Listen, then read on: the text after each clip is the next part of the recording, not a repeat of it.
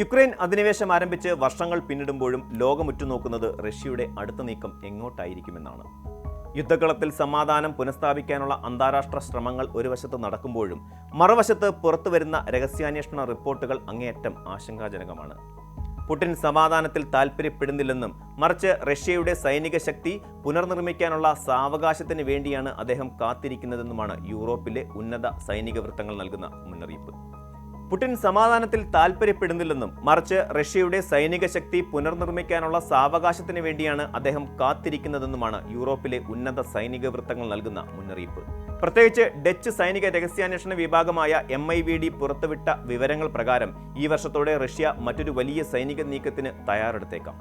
ഇത് കേവലം പ്രാദേശികമായ ഒരു തർക്കമല്ല, മറിച്ച് ആഗോള സമാധാനത്തെ തന്നെ തകിടം മറിച്ചേക്കാവുന്ന ഒരു വലിയ പ്രതിസന്ധിയുടെ സൂചനയാണ്. റഷ്യയുടെ നിലവിലെ പ്രവർത്തനങ്ങൾ പരിശോധിച്ചാൽ അവർ കേവലം യുക്രൈനിൽ മാത്രം ഒതുങ്ങി നിൽക്കാൻ ആഗ്രഹിക്കുന്നില്ലെന്ന് വ്യക്തമാകും.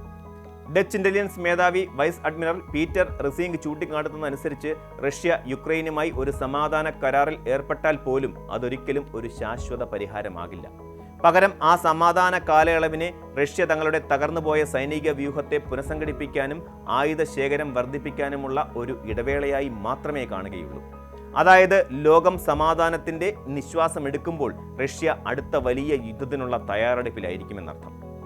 ഈ പുനർനിർമ്മാണ പ്രക്രിയയിലൂടെ കൂടുതൽ കരുത്താർജിക്കുന്ന റഷ്യ നാറ്റോ രാജ്യങ്ങൾക്ക് നേരിട്ടുള്ള ഭീഷണിയായി മാറാൻ അധികകാലം വേണ്ടിവരില്ല എന്നതാണ് വസ്തുത. റഷ്യയുടെ സൈനിക ഉൽപാദന നിരക്ക് പാശ്ചാത്യ രാജ്യങ്ങളെപ്പോലും അമ്പരപ്പിക്കുന്ന രീതിയിലാണ് വർദ്ധിക്കുന്നത്. യുക്രൈൻ യുദ്ധത്തിന് ആവശ്യമായതിനേക്കാൾ കൂടുതൽ പീരങ്കികളും മറ്റ് വെടിക്കോപ്പുകളും റഷ്യ ഇപ്പോൾ നിർമ്മിക്കുന്നുണ്ട്. മറ്റ് സഖ്യകക്ഷികളുടെ സഹായത്തോടെ റഷ്യ നടത്തുന്ന ഈ വൻതോതിലുള്ള ആയുധ നിർമ്മാണം വിരൽ ചൂണ്ടുന്നത് വരാനിരിക്കുന്ന വലിയൊരു സംഘർഷത്തിലേക്കാണ്. യുദ്ധം അവസാനിച്ചാൽ വെറും ഒരു വർഷത്തിനുള്ളിൽ തന്നെ റഷ്യക്ക് തങ്ങളുടെ സൈനിക ശേഷി പൂർണ്ണമായും വീണ്ടെടുക്കാൻ കഴിയുമെന്നാണ് റീസിംഗ് വിലയിരുത്തുന്നത്. ഇത് വെറുമൊരു അനുമാനമല്ല, മറിച്ച് റഷ്യൻ പ്രതിരോധ ബജറ്റിലുണ്ടായ വൻ വർധനവ് ഇതിനെ ശരിവെക്കുന്നു.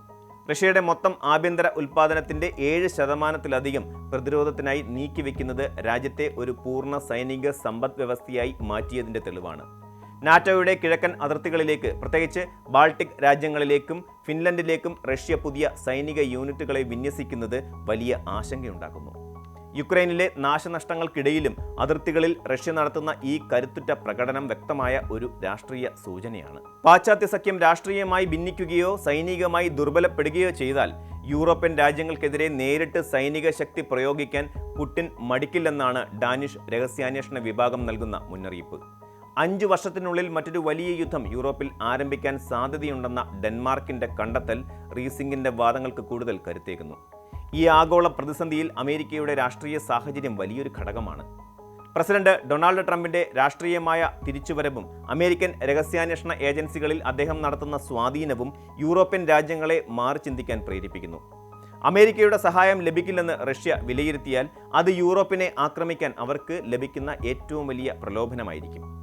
ഈ ഒരു സാഹചര്യത്തിൽ അമേരിക്കയുമായുള്ള രഹസ്യാന്വേഷണ പങ്കാളിത്തം പുനർപരിശോധിക്കേണ്ടി വരുമെന്ന് വൈസ് അഡ്മിറൽ റീസിംഗ് വ്യക്തമാക്കുന്നു. സുരക്ഷാ കാര്യങ്ങളിൽ അമേരിക്കയെ മാത്രം വിശ്വസിക്കുന്നത് അപകടകരമാണെന്നും യൂറോപ്പ് സ്വന്തം നിലയിൽ കരുത്താർജിക്കണമെന്നും അദ്ദേഹം ഓർമ്മിപ്പിക്കുന്നു. റഷ്യയുടെ ആക്രമണോത്സുകമായ നിലപാടുകൾ ലോകത്തെ ഒരു രണ്ടാം ശീതയുദ്ധത്തിലേക്കാണോ അതോ അതിനേക്കാൾ ഭീകരമായ നേരിട്ടുള്ള സൈനിക നീക്കത്തിലേക്കാണോ നയിക്കുന്നത് എന്ന ചോദ്യം പ്രസക്തമാണ്. റഷ്യ നിലവിൽ കാണിക്കുന്ന പോരാട്ടവീര്യം നിലനിർത്തുകയും ആയുധ നിർമ്മാണം ഇതേ വേഗതയിൽ തുടരുകയും ചെയ്താൽ അവർ കൂടുതൽ അപകടകാരികളാകും. എങ്കിലും പുടിൻ പെട്ടെന്ന് തന്നെ മറ്റൊരു യുദ്ധം തുടങ്ങുമെന്ന് MIVD കരുതുന്നില്ല. മറിച്ച് ലോകത്തെ ഭയപ്പെടുത്തി നിർത്താനും റഷ്യയുടെ താൽപ്പര്യങ്ങൾ സംരക്ഷിക്കാനുമുള്ള ദീർഘകാല തന്ത്രമാണ് ക്രെംലിൻ പയറ്റുന്നത്.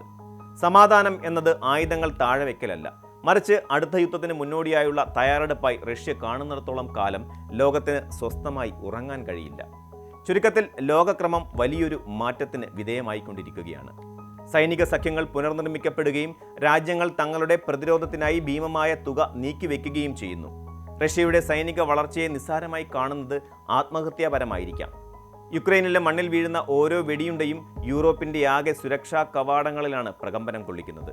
അന്താരാഷ്ട്ര സമൂഹത്തിന്റെ ജാഗ്രതയും ഐക്യവും മാത്രമേ വരാനിരിക്കുന്ന ഈ മഹാവിപത്തിനെ തടയാൻ സഹായിക്കുകയുള്ളൂ. പുടിന്റെ ലക്ഷ്യങ്ങൾ കേവലം അതിർത്തി വിപുലീകരണമല്ല, മറിച്ച് പഴയ സോവിയറ്റ് പ്രതാപം വീണ്ടെടുക്കുക എന്നതാണെന്ന തിരിച്ചറിവ് ലോകരാജ്യങ്ങൾക്കിടയിൽ കൂടുതൽ ചർച്ച ചെയ്യപ്പെടേണ്ടതുണ്ട്. കൂടുതൽ വാർത്തകൾക്ക് news 18 Keralam YouTube channel subscribe ചെയ്യുക.